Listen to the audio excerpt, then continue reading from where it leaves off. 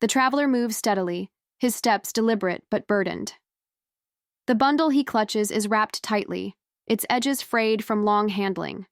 The towering baobab tree looms in the distance, its silhouette carved into the dark sky.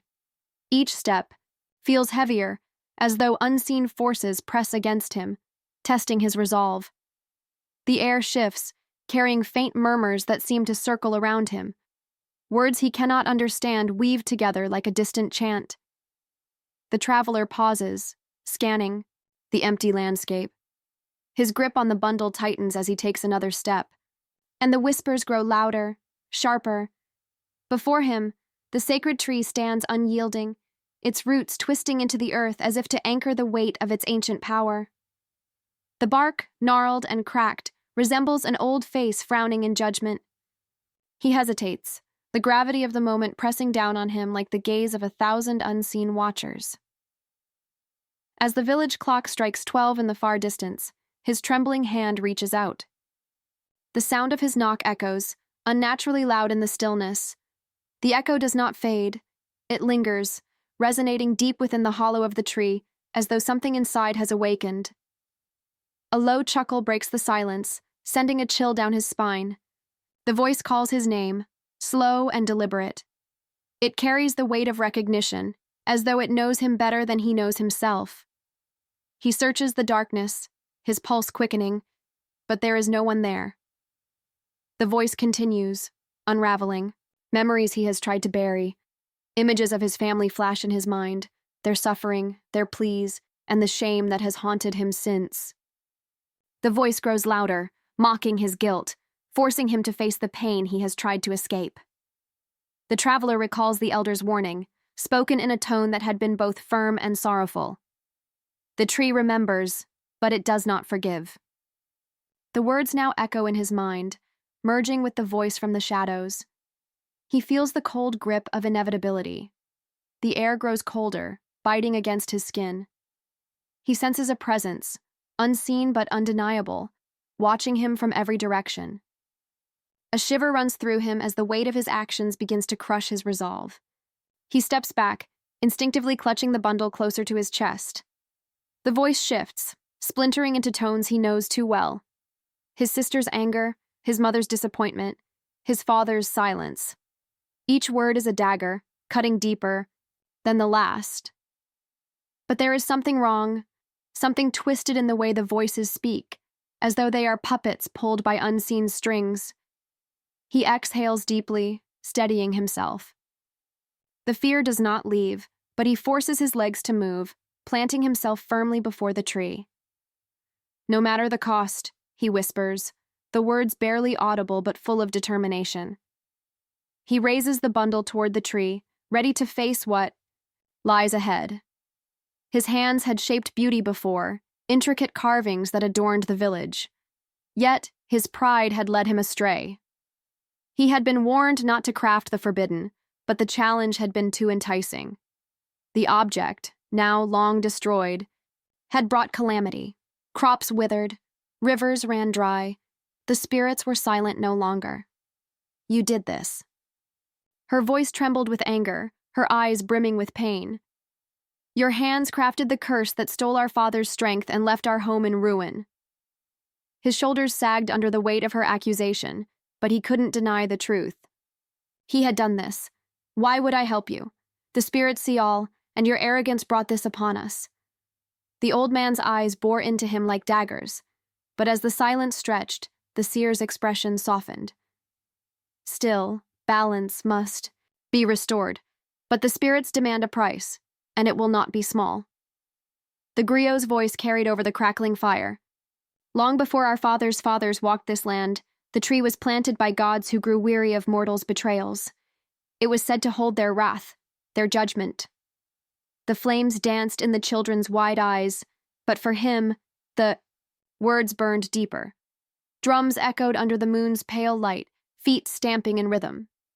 The dancers moved in a trance, their bodies swaying as if guided by unseen hands.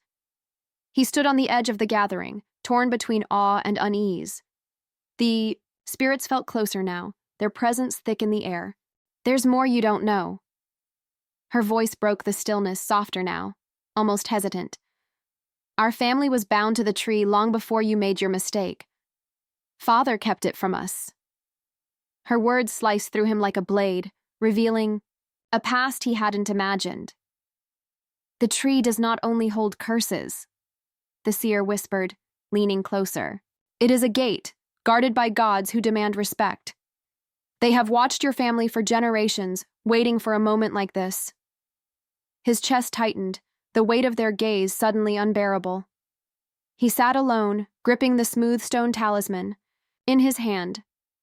The stories he had mocked as a child now haunted his every step. Were the legends true, or was he losing himself to fear and guilt? The whispers in the wind seemed to answer, but he refused to listen. The air grew colder as he searched. Near the ancient roots, shadows twisted unnaturally, and faint voices called his name. The herbs glowed faintly in the moonlight, but his hands shook as he reached for them. This is only the beginning, a voice whispered, though no one was there. Standing before the tree again, his breath slowed, steadying his heart. He knew the path he faced would demand more than he had ever given. Yet, there was no other choice. For them, he whispered, clenching the bundle tighter. He took his first step forward, leaving the past behind. The trees stretch unnaturally, high, their branches twisting as if reaching for him. Shadows flicker, but nothing moves. Each step is met with whispers, soft at first, then louder, calling his name. The air thickens. He feels eyes everywhere, though he is alone. Turn back while you can, the whispers say. His foot hesitates mid-step, but he pushes forward, clutching the bundle. The whispers hiss in unison, retreating into an eerie silence. A voice breaks, through the stillness, gentle yet sharp.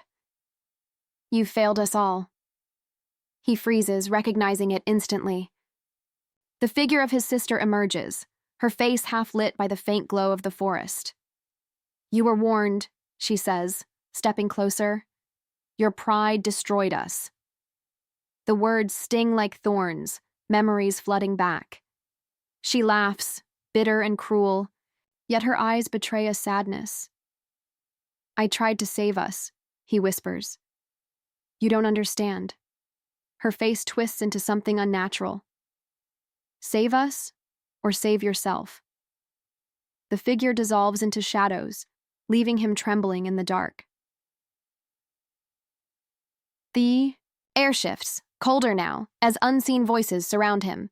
To end the curse, one must fall. A life for a life. No, he says, shaking his head. There must be another way. There is none, the voices reply. The balance must be restored. He grips the bundle tighter, his resolve breaking, under the weight of the choice. His thoughts race, his own life, hers, or the seer's. He stumbles forward, desperate for answers. A rustle in the shadows pulls his attention. A figure steps out, calm and deliberate. You shouldn't have. Come alone, his eyes narrow. Why are you here? The man smiles, though his gaze remains cold. You're not the only one who understands the spirit's power. I'm here to help. The words feel hollow. The man moves closer, his movements smooth but calculated. Do you trust me? The silence stretches between them like a blade. The whispers return, circling them like a restless wind. We demand what is owed. The man steps forward, his voice steady. I can give you what you want. I know the rituals. Let me lead. No, comes the sharp reply. This is my family's burden, not yours. The man tilts his head, his expression darkening. You think they'll spare you out of mercy? You need me. The whispers hiss in approval. He speaks wisely, they say. But doubt creeps into the traveler's mind as the man's motives grow murkier. The shadows shift. Again, and she is there, real this time, her eyes wide with fear. I was pulled here because of you, she says, her voice trembling. I didn't know, he says quickly. I thought I could fix it. She shakes her head. It's not just about your mistake. Our family, we've been cursed for generations. Father knew. He kept it from us. Her words hit like a wave, knocking the breath from him. What did he do? He asks, though he isn't sure he wants the answer. A light flickers between the trees. A figure steps forward, cloaked in bark, that glows faintly like embers. Her eyes pierce through the gloom. You come seeking answers, she says, her voice echoing with age. But answers alone will not save you. She moves with grace, inspecting each of them. The tree is not yours to command. It is mine to guard and judge, speak and be judged. Her voice carries the weight of centuries.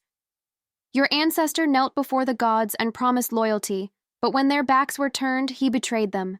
His greed angered them, and they cursed his bloodline. To pay for his sins. The traveler's fists clench. We had no part in that. She shakes her head. The sins of the past weigh on the present. This curse will only end when the debt is paid in full. The man steps forward, his tone calm but sharp. If it's payment they want, I'll give it. Let me bargain with the spirits. You can't, the traveler says, stepping between him and the tree. The man's expression hardens. You think you can fix this on your own? You've done enough damage. A flash of movement. The man lunges, the bundle ripped from the traveler's grasp. The spirits stir, their voices rising in chaotic whispers. The guardian's gaze settles on the traveler. The spirits demand a decision. Who will pay the price? He looks between his sister and the man. Every choice feels wrong. Take me, he says, his voice steady now. Let this end with me. The voices quiet for a moment, then rise in unison. Your sacrifice is accepted, but not today. The one who breaks the pact must pay. The man's eyes widen in terror as the whispers descend upon him. The forest grows silent once more, leaving only the guardian's steady gaze and the siblings' heavy breaths. The air shimmers with an unearthly glow as the tree towers above. Its roots pulse like veins, the ground beneath trembling faintly. Shadows swirl and form shapes, their faces accusing and mournful. Adisa stares, his chest heaving. The visions strike like a spear, his ancestor kneeling before the gods, the sacred oath, the moment of betrayal etched in flames. You carry their guilt, the voices boom, weaving around him. Your bloodline reeks of broken promises. He clenches his fists, his voice cracking. We've paid for their sins. What more do you want? 1,000 whispers rise. Justice. Naya's voice breaks through the chaos. This isn't right. He's trying to fix it. She steps forward, her eyes fixed on Adisa. You don't have to do this alone. Zuberi's low chuckle cuts through the tension. Fix it? Do you think the gods care about his sacrifice? Nia turns to him, anger flaring in her eyes. Then, why are you here? To help? His smirk fades into something darker. I'm here to survive. The tree wants blood. It doesn't care whose. In a flash, Zuberi grabs Nia by the arm, dragging her closer to the roots. If they want a life, let it be hers. Her cry pierces the air. Let me go. Adisa lunges, his body colliding with Zuberi. The bundle falls to the ground, forgotten in the struggle. Fists fly, and the ground quakes beneath them. The tree's roots rise, twisting like serpents, as if responding to their fury. You've lost your mind, Adisa roars, pinning Zuberi down. Zuberi's laughter echoes, unhinged. And you're a fool. Sacrifice yourself if you want, but you won't save her. The roots lash out, separating them. The spirits scream, their cries splitting the air as the tree draws power from the conflict. Adisa stumbles back as the tree forces him into another vision. His ancestor stands before the gods, his hands holding a golden offering. The gods bless him, their light radiating, but the light twists to shadow as the ancestor turns, greed consuming him. He takes what is not. His and the gods' wrath rains down, the vision shifts, the curse begins. Generations suffer under its weight, his family broken, his sister pleading, his hands stained with failure. You cannot escape their mistakes, the voices hiss. He falls to his knees, trembling. I am not them. The glowing bark-covered figure steps forward, her movements graceful and deliberate. Her voice is calm but heavy with judgment. Enough. The chaos halts. The tree's roots retreat. Even the spirits grow silent. She fixes her gaze on Zuberi. You sought to twist their pain to serve your greed. Explain yourself. He sputters, the confidence draining from his face. I only wanted to help, to make it right. Her voice sharpens. With betrayal? You are no different from the ancestor who brought this curse upon them. The guardian turns to Adisa, her expression softening. You think this was punishment. You are wrong. The curse was a trial, to test your family's resolve, to see if you could unite against the shadows within. His breath catches. We failed. Her head tilts. And yet, you stand here, willing to sacrifice everything. Perhaps the trial is not over. Adisa rises, his resolve hardening. Then let it end here. Take me. Spare my family. The guardian studies him, her eyes unreadable. The spirits murmur, their voices blending into a single hum.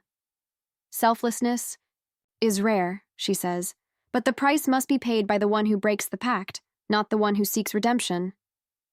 The ground splits beneath Zuberi as the spirits descend upon him. He thrashes, screaming, but the tree's roots bind him tight. The glow intensifies, swallowing his form. His cries fade, leaving only silence. The tree stands still, its roots retreating into the earth as the balance is restored. The guardian steps forward once more. You have been granted a second chance, but know this, if you dishonor the gods again, there will be no redemption. Adisa nods, the weight of her words pressing down. We won't forget. She turns. To Nia. Guard your family well, for the bloodline is fragile, and its burden great. The siblings stand together, the night sky stretching endlessly above. We have a lot to fix, Nia says softly. Adisa looks at her, his voice steady. We'll do it together. The air feels lighter now, the tree no longer looming with judgment but standing as a silent witness to their resolve. They walk forward, leaving behind the shadows of their past, but carrying its lessons with them. The village gates creak as they push through. Eyes follow them, wide with curiosity and suspicion. Their steps are slow, their bodies marked with bruises and dirt. Their silence carries more weight than their wounds. The bundle is gone, replaced by the invisible burden of what they endured. Suspicion and silence among the villagers, whispers ripple through the gathering crowd. Are they cursed? Did they bring the spirit's wrath upon us? What happened to the seer? The siblings stop in the center of the village. Adisa glances at the faces, searching for warmth, but finds only doubt. Nia shifts uncomfortably. No words are spoken. To them, the silence feels louder than the whispers. Later, away from the crowd, they sit in the shadows of their home. Adisa's hands rest on his knees, his gaze fixed on the horizon. Nia, her voice soft, speaks first. You didn't have to. Do it. Offer yourself like that. He doesn't look at her. It was the only way to end it. She hesitates, then places her hand over his. We ended it together. For the first time, his shoulders relax. The smallest of smiles touches his lips. The crackle of the fire draws the villagers close. The griot's voice rises above the flames, commanding attention. Long ago, the gods planted the sacred tree not as a punishment, but as a guide, a reminder of the balance between pride and humility, between self and community. The villagers listen, some nodding, others glancing at the siblings. The griot's gaze shifts to them. Tonight, we honor those who face the spirit's judgment and returned with a lesson for us all. The fire burns brighter, as if the spirits themselves are listening. The village gathers under the stars, their hands joined in a circle around the fire.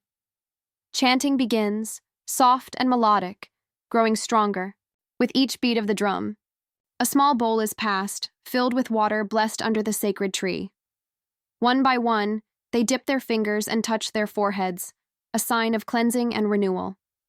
When the bowl reaches Adisa and Nia, they hesitate, but the griot nods. They join in.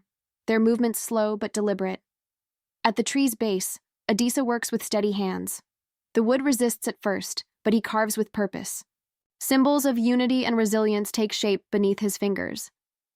Nia watches from a distance, her arms folded. You think they'll see it? He steps back, studying the totem. They will. And if they don't, we'll remind them. The totem stands tall against the tree's roots, a promise etched in wood. The elder approaches as the villagers disperse.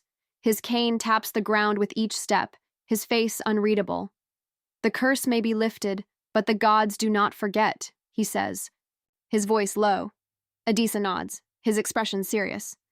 We won't forget either. The elder's eyes narrow. See that you don't. The spirits are patient, but their wrath is swift. He turns and walks away, leaving the weight of his words hanging in the air. Adisa returns to his craft, his tools moving with precision. He repairs a broken stool, the same one he had dismissed months ago as unworthy of his time. A child watches, wide-eyed, as he finishes and hands it over. The mother smiles hesitantly. Thank you. Each repaired item, each kind word, rebuilds the bridge between the siblings and their community. Slowly the whispers fade, replaced by cautious smiles. In the quiet of their home, Nia speaks. We need to make sure they never forget what happened. Adisa places a hand on the totem sketch he had been working on. They won't. We'll tell the stories, teach the children. Her voice softens. And each other. He nods. Their bond stronger than it had ever been. The village, once fractured by fear, now gathers with a renewed sense of purpose. The sacred tree stands tall, the totem at its base a symbol of their shared history. Children laugh and play, their joy echoing through the air. The villagers work together, their hands and hearts united. Adisa watches from afar, Nia beside him.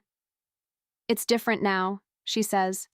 He nods, because we're different. The wind rustles the leaves of the sacred tree, as if in agreement. The past is a shadow, but the future gleams with hope. The tree, his fingers tracing the carved lines of the totem. Each groove feels like a thread of the journey he's endured. His chest rises and falls slowly, his eyes heavy with the weight of memories. The tree's towering presence is still, yet its energy surrounds him. He lowers his hand and stares into the distance, his voice barely a whisper. The old ways hold wisdom, but they can bind us too. His brow furrows. And yet, without them, we lose our roots. His gaze shifts to the totem. Maybe it's not about choosing one or the other. Maybe it's about carrying both, like the branches of this tree. He exhales, the sound heavy with emotion. The faces of his sister, the villagers, and the spirits flash in his mind. The choices he made, the pain endured, all swirl together. Was it enough? The question hangs in the air. He grips the earth beneath him as if seeking an answer from the soil. His eyes close, and visions come unbidden. The betrayal of his ancestor, the suffering that followed, his own pride, his sister's pain, and the tentative steps toward healing. The cycle spins before him. No more, he murmurs, his voice firm. The pattern ends here, not with anger, but with understanding. Not with pride, but with humility. He straightens, his hand resting on the totem once more. A silent promise forms in his heart. They'll know, he thinks. The children will hear the stories, not as warnings, but as guidance. They'll learn to honor the past without being bound by it. His fingers linger on the carved symbols of unity and resilience. They'll carry the weight with strength, not fear. The realization strikes him, clear as the stars above. The curse wasn't lifted through force or cunning, but through trust. Trust in his sister. Trust in himself. Trust in the spirit's judgment. We broke it, he says softly, not because of what we had, but because of what we gave. The thought fills him with a quiet pride, not of ego, but of peace. His eyes move to the horizon, where the faint light of dawn begins to break. The traditions he once dismissed now feel like a map, each story a constellation guiding the way. They're not chains, he realizes. They're stars. They only hold us if we stop moving. But if we follow them, he lets the thought trail off, a quiet smile forming. The air grows lighter, but the presence of the spirits lingers. He bows his head, whispering words of gratitude. You've watched over us through anger and silence. I see it now. I'll honor your guidance, and I'll honor this tree. The wind shifts, warm and gentle, as if carrying an unseen reply. He rises, his steps steady as he walks toward the village. He sees it not as it was, fractured and doubtful, but as it could be, united, resilient, and wise. They'll rebuild, he thinks. We all will. The image of children laughing beneath the tree flashes in his mind, their joy unburdened by the weight of the past. He turns back one last time. The tree stands tall, its roots deep and unyielding, its branches stretching to the heavens. It does not move. It does not speak. Yet its presence fills him with a sense of balance between earth and sky, between past and future. Adisa bows his head. Thank you, he whispers. With steady steps, he walks forward, the tree watching silently. Behind him, a guardian of lessons learned and a promise fulfilled.